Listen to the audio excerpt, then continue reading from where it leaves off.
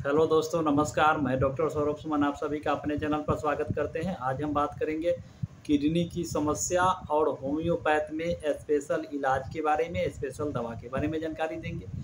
Kidney की जो भी समस्या होता है उसका स्पेशल इलाज होम्योपैथ में उपलब्ध है, उसके बारे में जानकारी देंगे। स्पेशल मेडिसिन है, उसके बारे में जानकारी देंगे। किडनी की जो समस्या होता है, किसी किसी पेशेंट को जो है किडनी फेल होने लगता है, फेलियर होने की समस्या हो जाती है, डायलिसिस होने लगता है।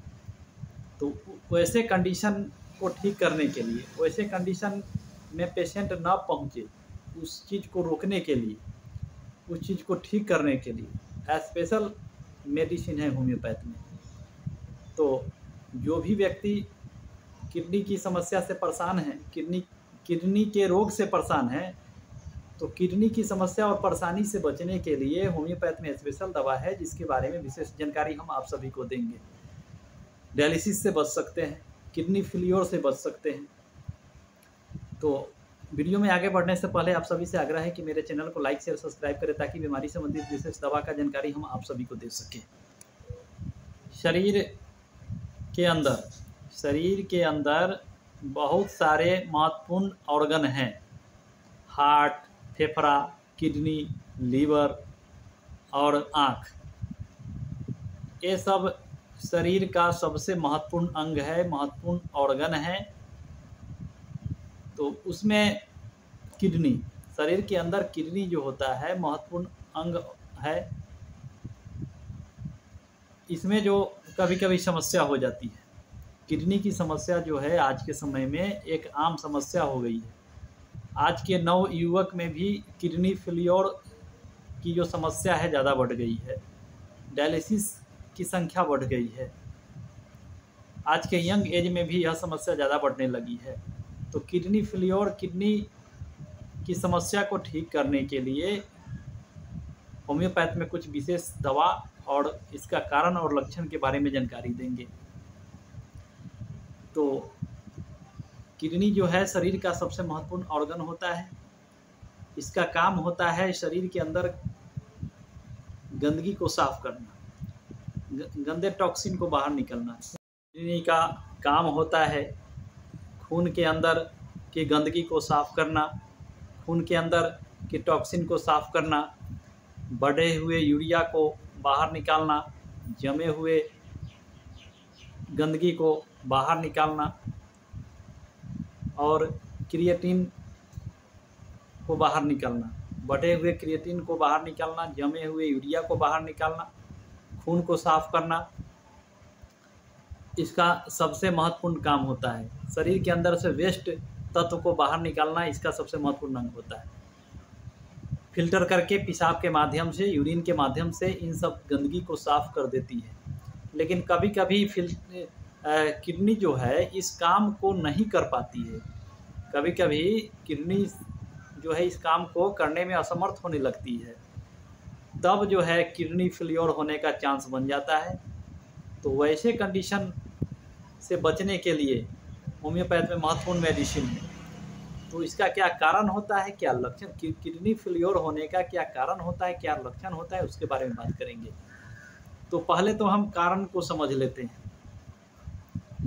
किडनी फेल होने का सबसे पहले कारण जान लेते हैं। तो सबसे पहला कारण होता है बहुत ज़्यादा मात्रा में अंग्रेजी पेन किलर टैबलेट का प्रयोग करना।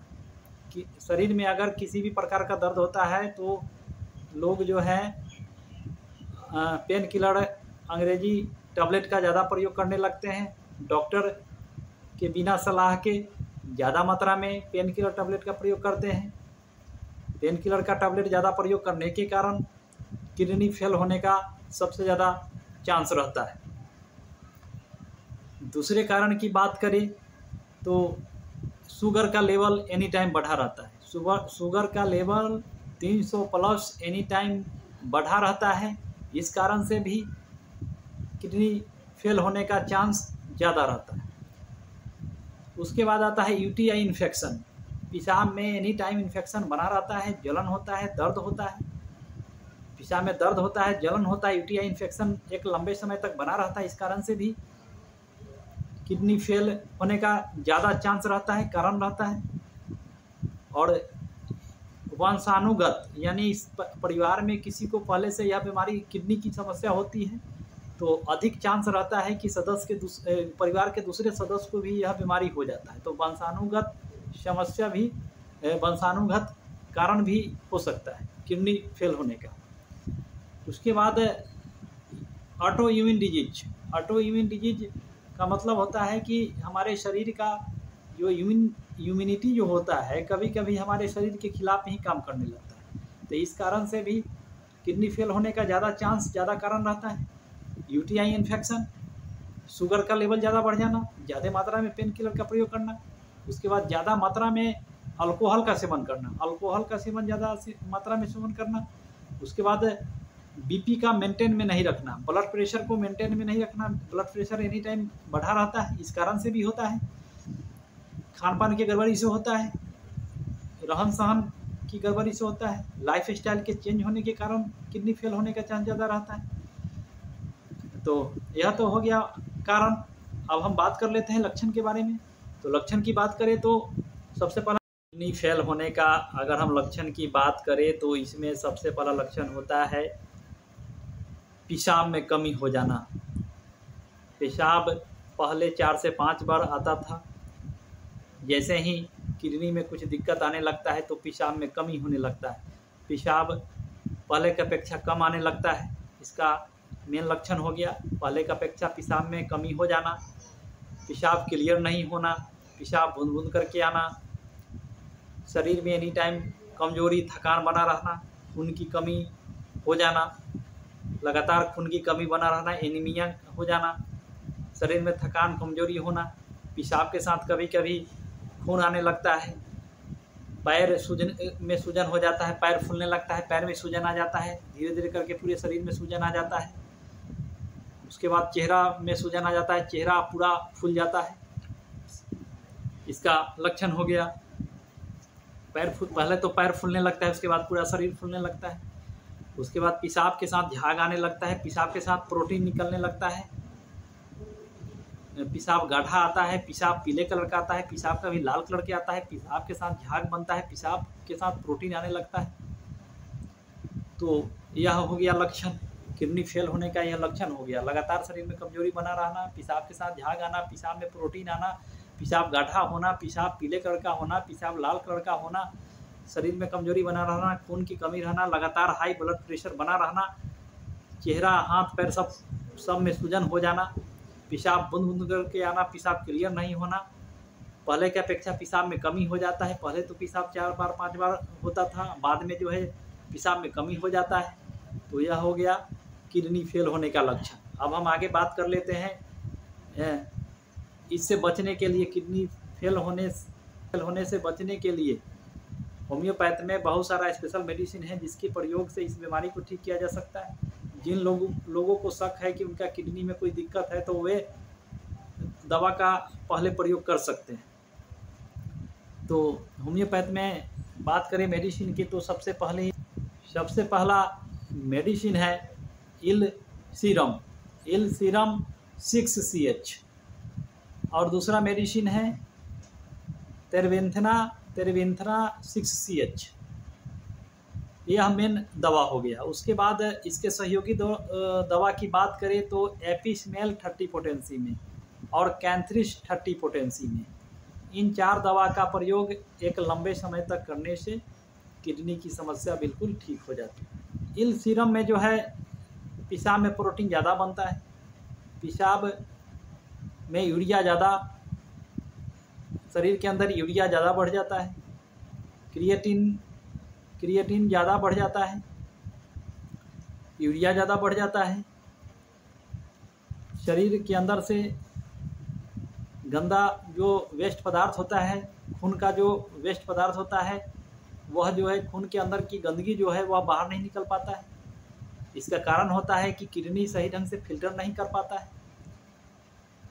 तो किडनी सही ढंग से काम नहीं करने के कारण शरीर के अंदर से गलत टॉक्सिन जो होता है, खून के अंदर का जो गंदगी होता है, यूरिया होता है, क्रिएटिन होता है, यह पेशाब के माध्यम से बाहर नहीं निकल पाता है। तो पेशाब में जलन होता है, पेशाब रुक रुक करके आती है, पेशाब में प्रोटीन की मात्रा बढ़ जाती है, उसको ठीक करने के लिए इल सीरम सबसे अच्छी मेडिसिन है। तेरविंथना की बात करें तो पेशाब में इन्फेक्शन होता है, पेशाब में दर्द होता है, पेशाब बुन करके आता है, पेशाब में दर्द बना रहता है, पेशाब क्लियर नहीं होता है, तो वैसे कंडीशन को ठीक करने के लिए पेशाब का प्रेशर बढ़ा देता है। इल सीरम और तेरविंथना जो है पेशाब का जो है फोर्स जो है तेज कर देता है, पेशाब का मात्रा बढ़ा देता है, जो शरीर में रुके हुए पेशाब को बाहर कर देता है, शरीर के अंदर रुके हुए गंदगी को पेशाब के माध्यम से यह निकाल देता है और किडनी को स्वस्थ बना देता है, किडनी के कार्य क्षमता को बढ़ा देता है ये दोनों दवा, और फेल होने का जो भी चांस रहता है उसको ठीक कर देता है। जो पेशेंट को डायलिसिस होने तक का पोजीशन आ जाता है वहाँ तक के पोजीशन को भी यह कंट्रोल कर देता है। तो इल सीरम और तेरविंथना किडनी की समस्या के लिए बहुत ही स्पेशल मेडिसिन है। उसके बाद एपिस्मेल का जो होता है कि शरीर में सूजन हो जाता है, पेशाब रुकने के कारण, शरीर के अंदर पेशाब रुक जाने के कारण शरीर में सूजन होने लगता है, हाथ पैर चेहरा में सूजन हो जाता है, पेशाब में जलन होता है, पेशाब क्लियर हो नहीं पाता है, तो उस कंडीशन के लिए एपिस्मेल 30 बहुत अच्छी मेडिसिन है। कैंथ्रिस की बात करें तो कैंथ्रिस में पेशाब में बहुत ज़्यादा जलन होता है, पेशाब रुक रुक करके आता है, पेशाब के साथ खून भी आने लगता है, पेशाब लाल होता है, पेशाब कभी पीला होता है, पेशाब में जलन होता है, पेशाब के साथ खून आने लगता है, पेशाब रुक रुक करके आता है, पेशाब क्लियर नहीं होता है, तो ऐसे कंडीशन में कैंथ्रिस का प्रयोग करना चाहिए। तो इन चारों दवा को इल सीरम 6CH, तेरविंथना 6CH को 5-5 बूंद दवा दिन में 3 बार प्रयोग करना चाहिए। एपिस्मेल 30 और कैंथ्रिस 30 को 5-5 बूंद दवा दिन में 3 बार प्रयोग करना चाहिए। कम से कम 3 से 4 महीनों तक इस दवा का प्रयोग करने से बहुत अच्छा रिजल्ट मिलता है, किडनी की समस्या आसानी से ठीक हो जाता है। तो किडनी की जो भी समस्या है इन दवा के प्रयोग करने से आसानी से ठीक हो जाता है। तो आज हमने आप सभी को किडनी की समस्या और उसकी होम्योपैथिक दवा के बारे में जानकारी दी। वीडियो अच्छा लगा हो तो लाइक शेयर सब्सक्राइब करें ताकि बीमारी संबंधित विशेष दवा की जानकारी आप सभी को दे सकें। तो आज के लिए बस इतना ही, फिर मिलते हैं अगले वीडियो में, तब तक के लिए नमस्कार।